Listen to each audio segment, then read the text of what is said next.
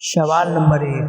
भारत में सबसे पुराना तेल क्षेत्र है में ए अंचलेश्वर गुजरात, बी बॉम्बे हाई महाराष्ट्र, सी नावागाम गुजरात, डी डिगबोई असम।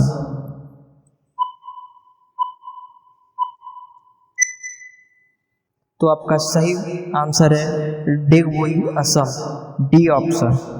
अगला क्वेश्चन, हिमालय में पर्वत निर्माण शुरू हुआ? ऑप्शन ए लगभग 45 मिलियन वर्ष पूर्व, जब भारत और यूरेशिया की महाद्वीपीय प्लेटें एक दूसरे में पर्वत हो गई। ऑप्शन सी ए और बी दोनों, डी इनमें से कोई नहीं।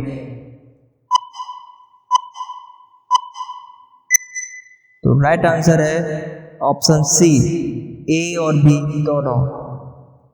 अगला क्वेश्चन, बाहरी हिमालय के बीच स्थित है? ए पट्टा हिमालय और भारत गंगा का मैदान, बी पैर की पहाड़ियां और भारत गंगा का मैदान, सी बड़ा हिमालय और छोटा हिमालय, डी भारत गंगा के मैदान और प्रायद्वीपीय। तो आपका सही आंसर है ए पट्टा हिमालय और भारत गंगा का मैदान। अगला क्वेश्चन, निम्नलिखित में से कौन सी जल निकासी प्रणाली बंगाल की खाड़ी में गिरती है? ए गंगा, ब्रह्मपुत्र और गोदावरी, बी महानदी, कृष्णा और कावेरी, सी लूनी, नारनाड़ा और ताप्ती, डी ए और बी दोनों।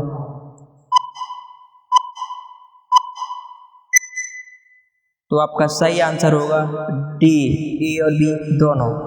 अगला क्वेश्चन, भारत में सबसे पुरानी तेल रिफाइनरी है? ए डिगबोई असम, बी हल्द्वानी कोलकाता के पास, सी कोयली बड़ौदा के पास, डी मोमबती असम।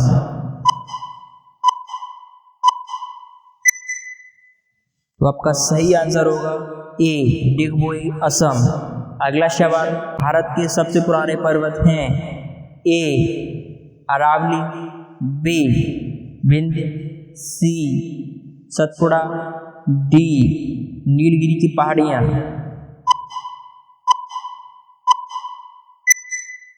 तो आपका सही आंसर है ए अरावली। अगला सवाल, निम्नलिखित में से किस नदी का समूह उद्गम स्रोत तिब्बत में है?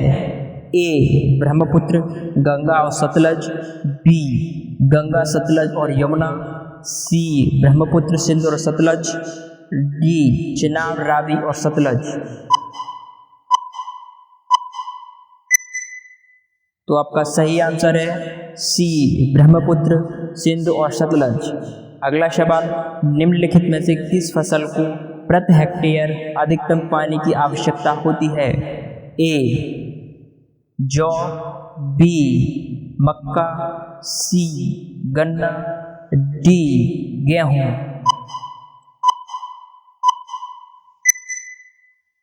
तो आपका सही आंसर है ऑप्शन सी गन्ना। अगला सवाल, भारत और म्यांमार के बीच वाटर शेड का निर्माण किसके द्वारा किया जाता है? Option A Naga Hills, B Garo Hills, C Khasi Hills, D Jaitiya hills.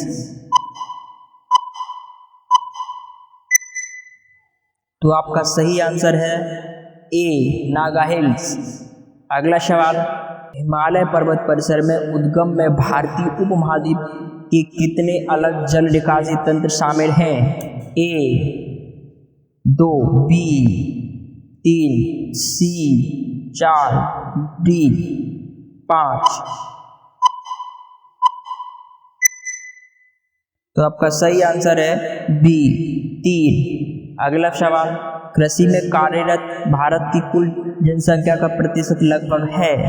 A 40%, B 50%, C 60%, D 70%।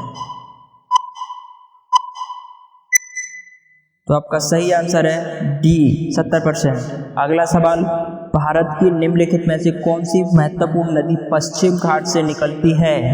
A Kaveri, B Godavari, C Krishna, D Mahanadi.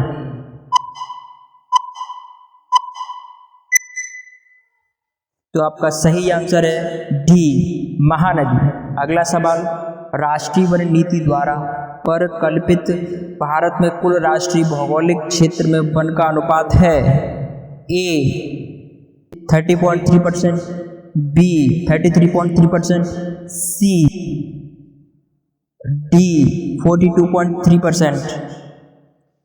तो आपका सही आंसर हो, तो आपका सही आंसर है डी 42.3%। निम्नलिखित में से किस बांध में मुख्य उद्देश्य के रूप में सिंचाई से अधिक बिजली की पीढ़ी है?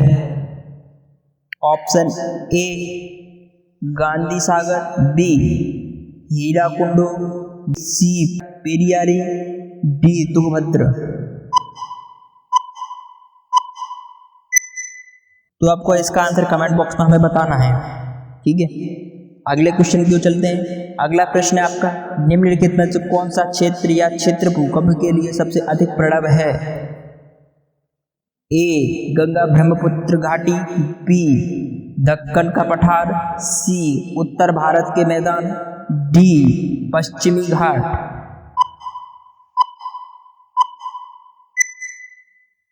तो आपका सही आंसर है ए गंगा ब्रह्मपुत्र घाटी। अगला सवाल, निम्नलिखित में से किस फसल का वृक्षारोपण फसल के रूप में माना जाता है? ए नारियल, बी सूती, सी गन्ना, डी चावल। तो आपका सही आंसर है ए नारियल।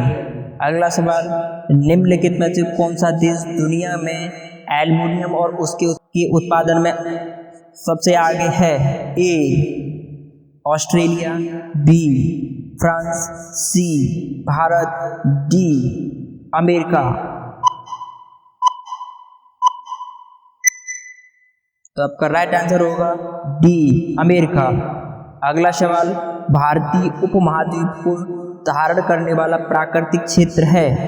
ए भूमध्य रेखीय जलवायु परिवर्तन क्षेत्र, बी गर्म डेजर्ट, सी मानसून, डी आभ्यंतरिक। तो आपका सही आंसर है सी मानसून। अगला सवाल, भारत में कपास की खेती के लिए सबसे आदर्श क्षेत्र है? ए ब्रह्मपुत्र घाटी, बी भारत गंगा घाटी, सी दक्कन का पठार, डी कच्छ का रण। तो आपका सही आंसर है सी दक्कन का पठार। अगला सवाल, निम्नलिखित में से किस प्रकार की मिट्टी ज्यादातर भारत के नदी घाटियों और तटीय मैदानों तक सीमित है? ऑप्शन ए जलोढ़ मिट्टी, बी काली मिट्टी, सी लैटेराइट मिट्टी, डी लाल मिट्टी। तो आपका सही आंसर है ए जलोढ़ मिट्टी। अगला सवाल, भारत के दो राज्यों जो सबसे अधिक लौह अयस्क से संपन्न हैं? ए बिहार और उड़ीसा, बी मध्य प्रदेश और उड़ीसा, सी बिहार और पश्चिम बंगाल, डी मध्य प्रदेश और पश्चिम बंगाल। तो आपका सही आंसर है ए बिहार और उड़ीसा। अगला सवाल, निम्नलिखित में से कौन भारत की एक प्रायद्वीपीय नदी है? Option A Gandaki, B Kosi, C Krishna, D Sutlej. इस क्वेश्चन का भी आंसर आपको कमेंट बॉक्स में देना है, डिटेल में देना है, ठीक है। तो आपको ये वीडियो कैसी लगी है कमेंट बॉक्स में जरूर बताना है। अगर आपने इस वीडियो से एक भी क्वेश्चन को सीखा है तो इस वीडियो को लाइक जरूर करके जाना है, और साथ ही के साथ में इस चैनल को सब्सक्राइब करके, अगर आप इस चैनल पर नए आए हैं तो अभी सब्सक्राइब करके बेल आइकन को प्रेस करके ऑल पर सेलेक्ट करना है, जिससे आपकी ये इंपॉर्टेंट वीडियो कभी मिस ना हो जाए। तो मिलते हैं अगले न्यू वीडियो में, तब तक के लिए जय हिंद।